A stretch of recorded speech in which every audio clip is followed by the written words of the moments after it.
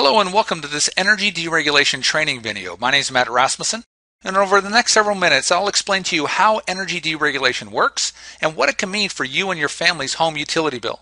I'll even teach you how energy deregulation could affect your home bank account. You see, not only can you realize a better value on your own utility bill, but I can even teach you how to turn energy into income. Energy deregulation is actually a global phenomenon that's just reaching the United States.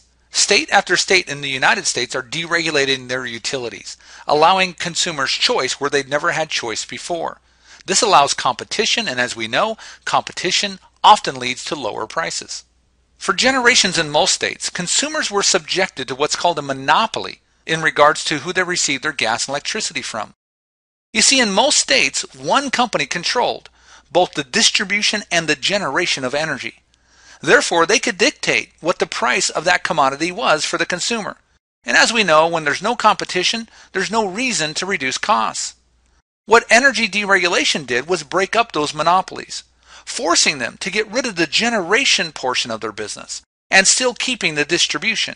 This allowed competition on the generation portion of the bill. So here's how it works. The former monopoly keeps the distribution function. You see, we couldn't really expect competing companies to come in and build pipes and wires to every home in America, could we?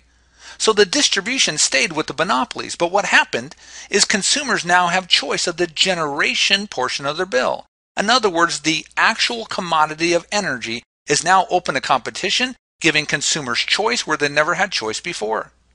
So here's how it all comes together. You see those generation facilities, the ability to generate energy in deregulated states, no longer resides with your former public monopoly. Those generation facilities are now owned by independent companies. So they're no longer regulated by law, and in addition, now there's competition. Those competitors by law are allowed to put their utility services on the transmission wires of the local utility company. Those transmission wires, those pipes and wires, are still owned by your local utility company. So nothing changes there at all, except that those lines are allowed to be used by competitors that are registered with your state public utilities commission. Which means for the consumer, everything remains the exact same. They have the same quality, the same reliability, the same safety. The only thing that changes is who they're actually getting the commodity portion of their bill from. If you've not made a choice, then you're by default getting it from your local utility company in your area. However, they're buying it from those third-party generation facilities anyways. So why not buy it from one of those generation companies? Now, these generation facilities are also known as retail energy providers, are listed and registered with the Public Utility Commission for your state if you're in a deregulated state. So you can go to either the state website or your utility company's website and see a listing of providers in your local area.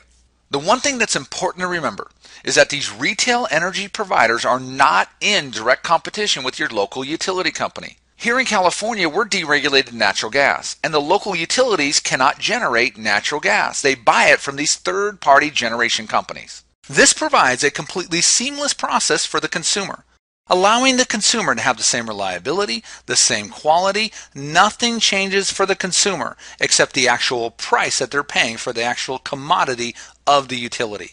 For them, this allows a consumer choice, which if they have not exercised, then they're still with the local utility company. So it just becomes a matter of a consumer making a choice.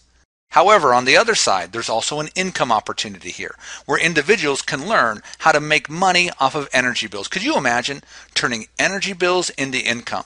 So if you want to get further information, get back to the person who introduced you to this information to either exercise your right to choice or learn how to turn energy bills into income.